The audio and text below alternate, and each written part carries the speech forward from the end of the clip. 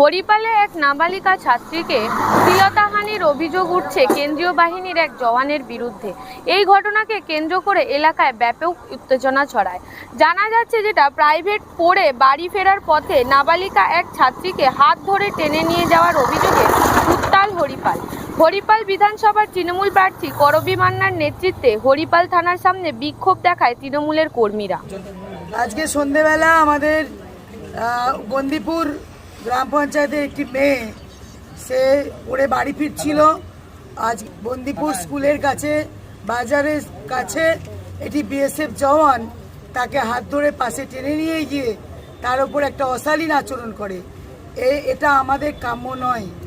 এই বিএসএফ জওয়ান কিংবা সিআরপিএফ জওয়ানদের কাছ থেকে এটা আমরা প্রত্যাশা করি না। আমরা বাংলার মানুষ কিংবা বাংলার মেয়েরা, বাংলা অত্যন্ত শান্ত এলাকা, শান্তশিষ্ট এলাকা এবং বাংলার মাথার উপর আছেন মমতা বন্দ্যোপাধ্যায়। তাই এই মমতা বন্দ্যোপাধ্যায় মুখ্যমন্ত্রী থাকাকালীন বাংলার মেয়েদের ওপরে বাইরে থেকে এই বিএসএফ সিআরপিএফ এসে এই অত্যাচার করবে, এটা আমরা মানছি না, আমরা মানব না। সন্ধে 7:30 নাগাদ হরিপালের বন্দিপুর এলাকায় প্রাইভেট পড়ে বাড়ি ফিরছিল ক্লাস 7-এর এক ছাত্রী। অভিযোগ, তাকে হাত ধরে টেনে নিয়ে যাওয়ার চেষ্টা করে এক জওয়ান। সাইকেল ফেলে ওই ছাত্রী দৌড় দেয়। গ্রামের মানুষ জওয়ানকে ধরে পুলিশের হাতে তুলে দেয়। হরিপাল থানার জওয়ানকে রাখা হয়। ঘটনার প্রতিবাদে থানার গেটের সামনে বসে ব্যাপক বিক্ষোভ শুরু করে তৃণমূল কংগ্রেসের কর্মীরা। কি বলবেন আজকে কি কারণে আপনাদের বিক্ষোভ? ন্যাক্কারজনক ঘটনা। আমাদের মা বোনেদের এখন ইজ্জত রক্ষার লড়াই হয়ে গেছে এই কেন্দ্রীয় বাহিনীর জন্য। আজকে সন্ধ্যাবেলায় হরিপাল থানার বন্দিপুর গার্লস স্কুলের একটি ছাত্রী বাজার থেকে যখন পড়ে ফিরছিল, বাজার থেকে 1 কিলোমিটার দূরে লালপুর বটতলার অন্ধকার ঝোপের কাছে এনে তাকে ধরে টানাটানি করে এবং তার ইজ্জত নেওয়ার চেষ্টা করে। ক্লাস 7-এর 13 বছর বয়স। এটা অত্যন্ত দুঃখজনক। নরেন্দ্র মোদী এমন বক্তব্য দিয়ে গেছেন যে কেন্দ্রীয় বাহিনীর লোকেরা উত্তপ্ত হয়ে গেছে, যে মা বোনেদেরও পর্যন্ত তারা ছাড় দিচ্ছে না। এর আমরা তীব্র প্রতিবাদ করছি এবং আমরা থানায় এসেছিলাম পরিবারের লোকজনকে নিয়ে। পরিবারের লোকজন তারা থানায় অভিযোগ দায় করেছে। পস্কো আইনের, যে ভারতীয় ন্যায় সংঘের আইনের যে 3টি ধাপ রয়েছে, সেই 3টি ধাপই ধারা প্রয়োগ করেছে। কারণ আমরা প্রতিবাদ দাবি ছিল যে তারা যেন এর কঠোরতম শাস্তি পান। আমি আশা রাখব যে কাস্টডি ট্রায়ালের মধ্য দিয়েই যেন বিচার পর্ব শেষ করে। পুলিশ এই দাবি মেনেছে এবং হরিপালের আজকের এই ঘটনার প্রতিবাদ জানিয়ে হাজার হাজার মানুষ এখানে উপস্থিত হয়েছিল। যেহেতু কেস স্টার্ট হয়েছে, সেহেতু আমরা পুলিশের ওপর আস্থা রেখে এবং তার সাজা, চূড়ান্ততম সাজা হোক, মেয়ের পরিবার তারা বিচার পাক, পুলিশ এটা মেনে নিয়েছে। সেই জন্য আমরা আজকে এখানে অবস্থান তুলেছি। কিন্তু এরপর কোনো ঘটনা হলে আরও বৃহত্তর আন্দোলনে যাব।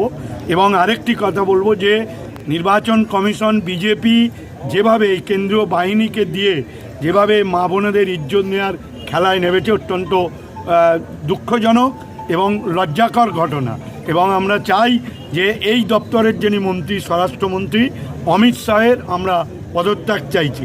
কেন অমিত শাহের নাতনির বয়সী এবং যিনি করেছেন তিনি ছেলের বয়সী, অর্থাৎ তার অন্তত উচিত পদত্যাগ করা এই ঘটনা, যেহেতু সে এই ডিপার্টমেন্টের তিনি মন্ত্রী।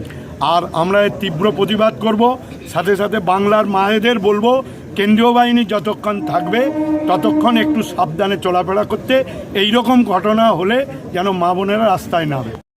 প্রকাশ্যে এলো বা লোক কিভাবে বুঝতে পারলো? দেখুন, মেয়েটির অত্যন্ত বুদ্ধিমত্তার তৎপরতার জন্য তার সাথে আরেকটি মেয়ে ছিল সহপাঠী, চিৎকার চেঁচামেচিতে গ্রামবাসীর কাছে ধরা পড়ে এবং পুরো মদ্যপ অবস্থায় ছিল। একজনই ছিল না, একাধিক কেউ ছিল? একজনই ছিল। পরিচয় জানা গেছে? পরিচয় পুলিশ জানার চেষ্টা করছে, ওদের আধিকারিকদের সাথে যোগাযোগ করছে।